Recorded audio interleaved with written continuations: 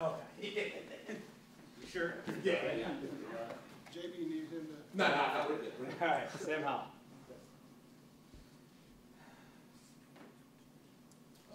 Sam, first and foremost, I mean, being in the position that you guys are in this early in the season, is this what you expected? I mean, how does it feel going into the third week of the season and having the opportunity to come out 3-0 against an in-state rival?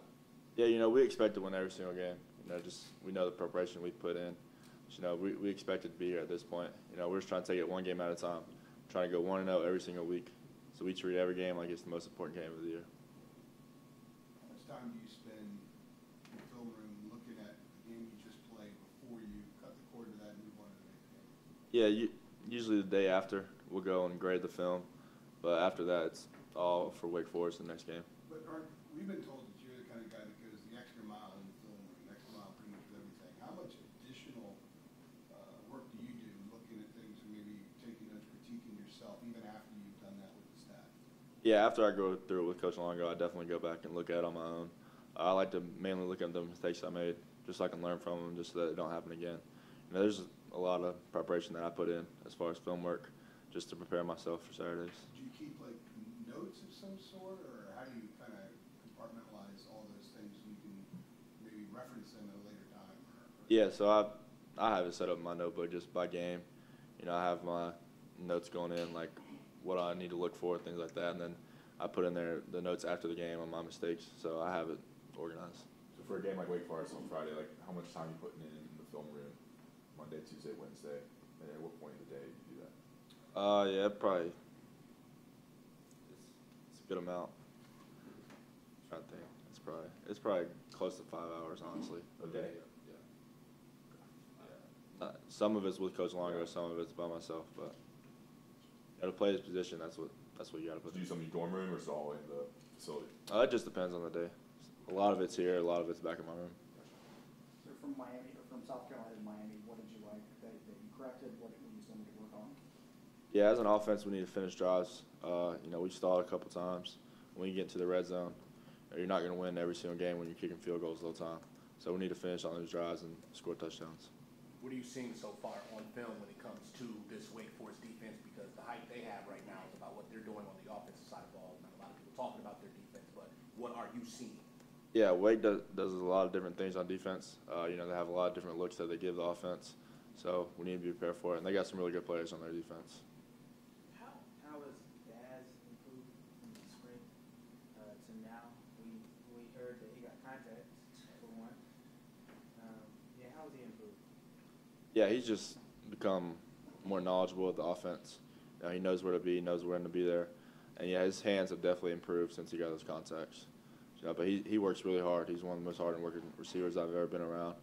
He's really dedicated to bettering his craft. When you learned that he should not play with contact, what do you think? I had no idea until they had told me that, but the difference was incredible.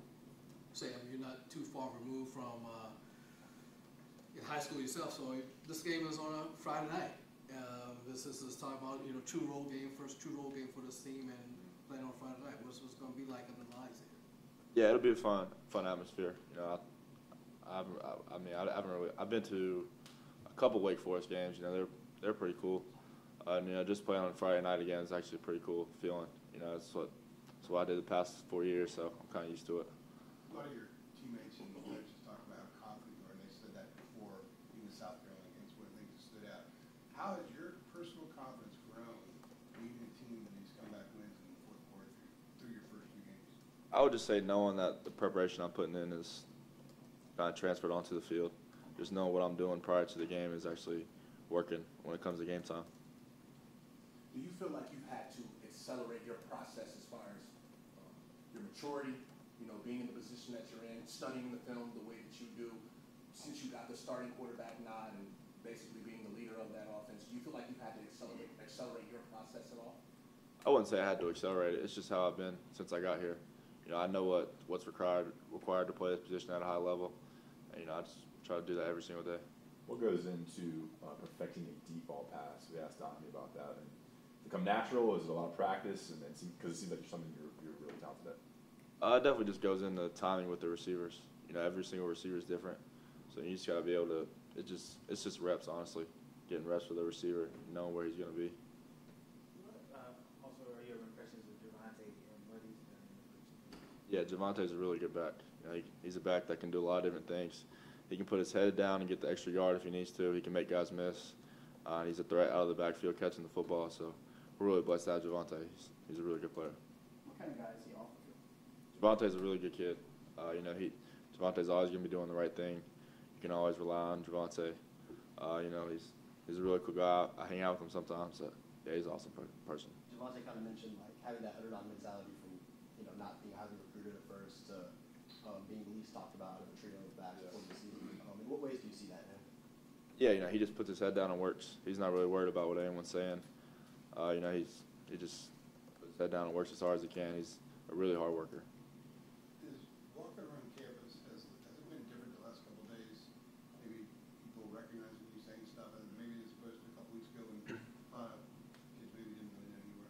Yeah, there's definitely a better buzz around campus, around the football team. But, you know, that's what happens when you win, so we keep that going. It's kind of cool. Yeah, it's definitely a cool feeling. You know, this school needs to be proud of their football team, and we're gonna make them proud. What's it been like working with Brian Anderson? I know you've got 2 games with him a lot. Now it's kind of the guy at center. Challenges that poses and what you've seen from him that you like. Yeah, Brian's a really good player. He brings a lot of energy to the field.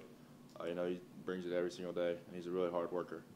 You know, I've gotten a lot of reps just throughout fall camp, things like that, with Brian, and I'm confident with him there.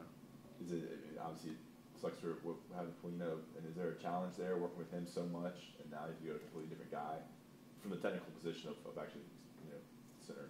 Yeah, I mean, the only thing is just taking snaps from a different center. You know, Polino was the first team guy, so I was taking a lot more snaps from Polino. I'll still get some from Brian just in case he goes in, and he actually has played a really good amount of the first 2 games, so I'm confident with him. How do you balance being a football player, a student, having a social life? I feel like there's just so much going on for you at 18 years old. Yeah, you know, they have a lot of people here that help us, like, balance things out. As far as academics go, we have tutors, counselors, things like that. And, you know, we have, the way our schedule's set up, we have free time where we can do whatever we want with it. And I wouldn't say it's bad. I'm enjoying my time here. Who's the toughest corner to go up against in practice? They're all pretty good, honestly, but I'll probably just say Trey Morrison. His ball skills are incredible, and just the way he can break on routes is really amazing. Diamond has been the guy that you've targeted the most. When did you feel that connection with him developing? Was that back in the spring or more recent? Yeah, definitely in the spring, just seeing what he can do.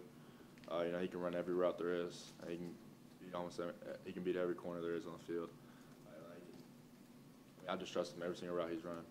You know, we put a lot of time in over the summer just perfecting, like, timing, things like that. What's the #1 goal you want to achieve in this next game based off of what you've been able to experience through your first 2 games? What's the next step for you coming up here against Wake Forest? To win the game.